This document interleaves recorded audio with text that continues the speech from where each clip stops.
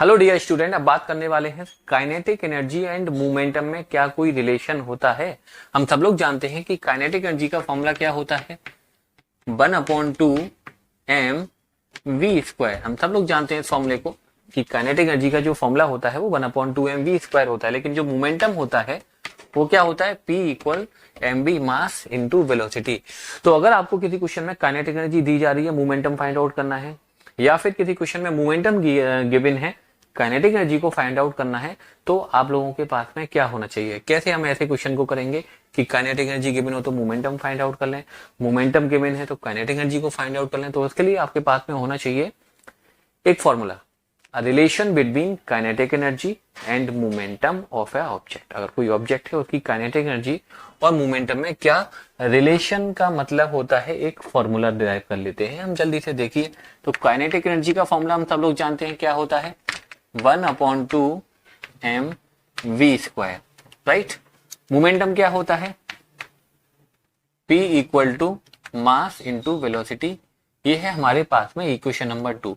यहां से v की वैल्यू कितनी हो जाएगी, P/m, राइट। v की वैल्यू P/m आ गई। अब इस वैल्यू को मैं फर्स्ट वाली इक्वेशन में पुट करने वाला हूं। ऑन टेकिंग दिस वैल्यू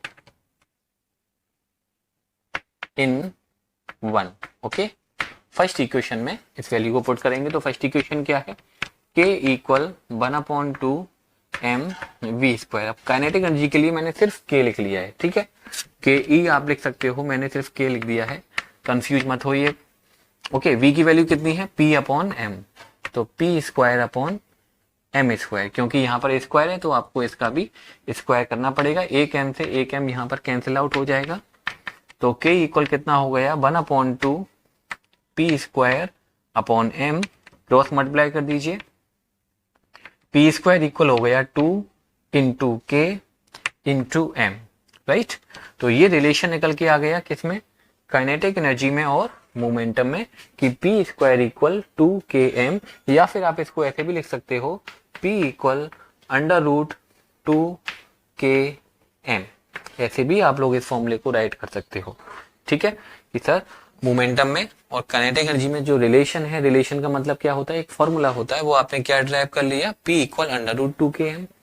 अगर रूट नहीं लगाना चाहते हो तो यहाँ पर स्क्वायर लगा लीजिए कि P² = 2 × K × m, ठीक है। अब एक क्वेश्चन भी ले लेते हैं।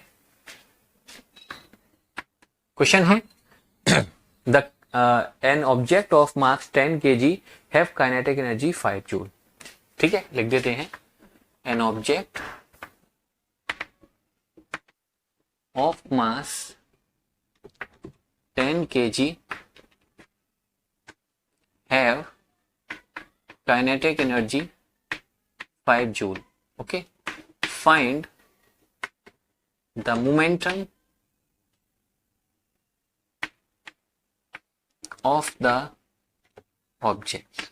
आपको क्या करना है, ऑब्जेक्ट का मोमेंटम को फाइंड आउट करके बताना है कि जो ऑब्जेक्ट है उसका मोमेंटम कितना होगा। तो देखो क्वेश्चन में गिवन क्या है, क्वेश्चन में आपको गिवन है काइनेटिक एनर्जी और आपको फाइंड क्या करना है, मोमेंटम। तो आपको एक फॉर्मूला पता होना चाहिए जो काइनेटिक एनर्जी और मोमेंटम में होता हो।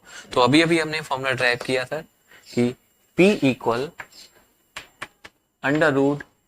√2km, right. K क्या है, यहाँ पर काइनेटिक एनर्जी है, M क्या है, मास है ऑब्जेक्ट का। तो सर P = √2, काइनेटिक एनर्जी कितनी गिवन है क्वेश्चन में, 5 है। ऑब्जेक्ट का मास कितना है सर, 10 किलोग्राम है। जब आप इन सब का मल्टीप्लाई करोगे तो कितना आ जाएगा, 100, और 100 का रूट आप लोगों को पता है कितना होता है, 10 किलोग्राम मीटर पर सेकंड। मोमेंटम की यूनिट है ना, क्या होती है यूनिट, आप लोगों को भाई खूब अच्छे से याद होनी चाहिए। हर फिजिकल क्वांटिटी की यूनिट आपको राइट भी करनी है और बिल्कुल सही से राइट करनी है, कोई उसमें उल्टा सीधा राइट मत करके आइएगा। ध्यान रखना यूनिट लिखना मस्ट है आप लोगों को एग्जाम में, और सही लिखना है। ऐसा नहीं कि सर मैं यूनिट लिखिए कुछ भी लिख के आ गए, आप चेक करते रहिए। तो यूनिट आपको लिखनी भी है और सही भी लिखनी है।